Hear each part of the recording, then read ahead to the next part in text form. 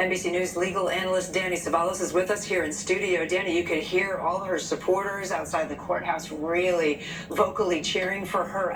Can you take us through this split decision by the jury, and are you surprised by that? Yeah, don't be fooled by the fact that she was convicted. That one conviction is OUI, and in fact, you could say that the defense wanted her to be convicted of OUI. In different states, it's DUI, DWI, basically drunk driving. And so the defense fought to actually have that as one of the lesser included offenses, and I suspect the strategy was to give the jury something to hang their hat on, to hold Karen Read responsible for something. But what this verdict implies is that the jury bought the defense's theory, which was there was no collision. Because if there was no collision, the only crime you could find her guilty of was operating under the influence, and you could not find her guilty of any of the other crimes because they all required a collision between Karen Read's car and John O'Keefe. Yeah, this has been, of course, an ongoing long saga over 3 years, 2 trials, one of which, as we've outlined, right, very different arguments were made,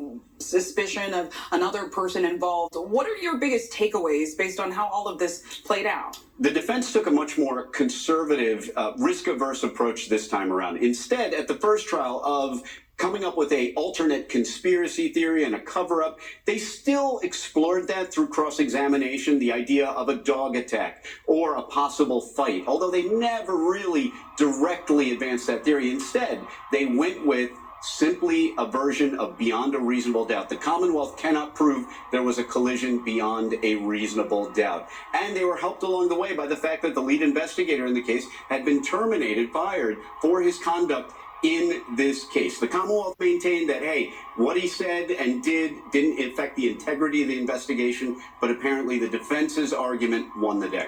Danny, this case has had so much public interest, right? All over social media. There's even a documentary. What do you make of the interest in the case? Kate, what I found is that over the last several weeks, either people have never heard of this case or they're utterly consumed. It's affecting their work. Yeah. And I will tell you this case has divided my household. My own wife believed Karen Read was the victim of a cover-up. I was not so sure. This is the only case in history that has caused a divide in my own home, let alone among people I know. People all over the country have been asking about this case. Some of them are deeply invested in it. And it's curious because Karen Read was arguably someone who shouldn't have engendered a ton of sympathy. She was admittedly drinking and driving in her Lexus SUV on the night of a blizzard.